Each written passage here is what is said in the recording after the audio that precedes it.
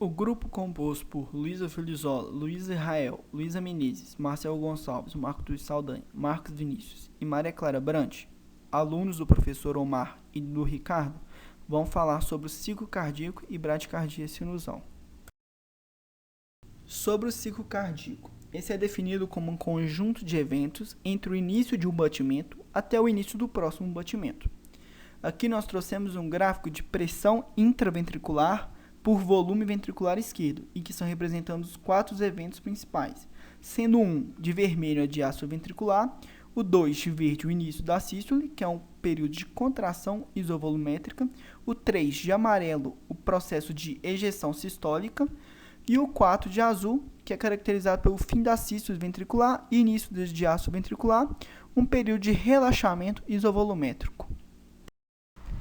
Bom, o número 1, que é a diástole, é um período de relaxamento muscular em que não há contração muscular. Ele começa no final da sístole ventricular, em que nós temos a pressão do ventrículo menor que a do átrio. Com isso, a gente vai ter a abertura das válvulas atrioventriculares. Isso vai acarretar um fluxo de sangue no sentido do átrio para o ventrículo. Essa passagem de sangue é dividida em 3 pontos. O primeiro é período de enchimento rápido, o segundo, passagem passiva do átrio para o ventrículo, e o terceiro é a contração atrial. Os momentos 2, 3 e 4 representados no gráfico é caracterizado pela sístole, em que o 2 representa a contração isovolumétrica, em que eu tenho os fechamentos das válvulas atrioventriculares, que é a tricúspide e a mitral, e não ocorre esvaziamento ventricular. Depois eu tenho o momento 3, em que eu tenho um período de ejeção, em que a pressão intraventricular aumenta, o que vai acarretar a abertura das semilunares, que é a válvula aorta e pulmonar, sendo que 1/3 do tempo é um período de ejeção rápida e 2/3 do tempo é um período de ejeção lenta. Logo depois desse momento de ejeção, eu tenho a parte 4, em que é caracterizado o relaxamento isovolumétrico, em que eu tenho a pressão intraventricular diminuída e que vai acarretar o fechamento das semilunares. Logo após o fechamento da tricúspide e mitral, eu recomeço o ciclo novamente. Sobre o impulso nervoso que percorre o coração, ele é decorrente de um potencial de ação que parte do nó sinusal localizado na parede lateral superior do átrio direito. E ele percorre o seguinte caminho: do nó sinusal, passa despolarizando os átrios até o nó atrioventricular, em que passa o potencial de ação para o septo interventricular, despolarizando todo o ventrículo. Uma observação importante que temos que ter é que o estímulo nó sinusal, para percorrer o átrio, ele gasta apenas 0,1 segundos, fazendo com que o átrio contraia antes do ventrículo. Isso é importante para permitir que a fase 3 da ejeção ocorra. Essa fase 3 é caracterizada por um processo de contração atrial. Agora sobre a bradicardia sinusal. Essa situação é caracterizada quando temos uma redução da frequência cardíaca devido ao nó sinusal produzir estímulos elétricos com uma frequência inferior a 60 batimentos por minuto. No ECG percebido no canto direito inferior da tela, nós vemos uma bradicardia sinusal na derivação 3, em que as ondas são normais, rítmicas, porém com uma frequência reduzida.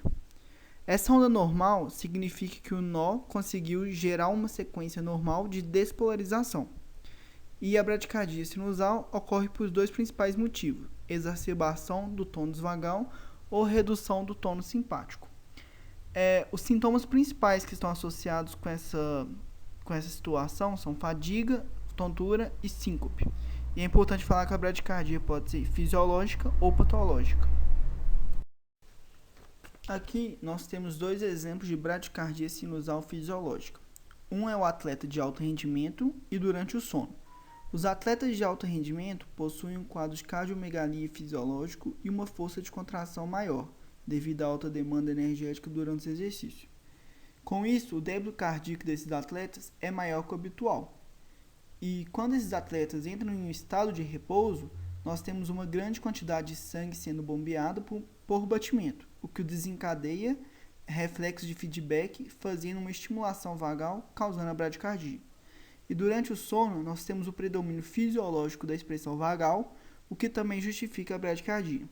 Porém, no sono não REM, em específico, nós temos um quadro de desequilíbrio entre o simpático e o parasimpático sobre o coração. Isso aumenta a estimulação parasimpática sobre o nó sinusal, o que acarreta uma redução da frequência cardíaca.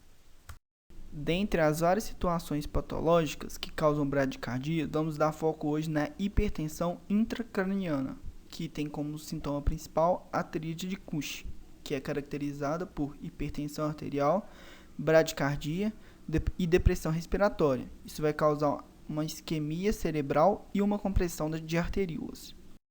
O mecanismo dessa hipertensão intracraniana é devido a um estímulo do sistema nervoso parasimpático e simpático, só que é o predomínio do sistema nervoso simpático.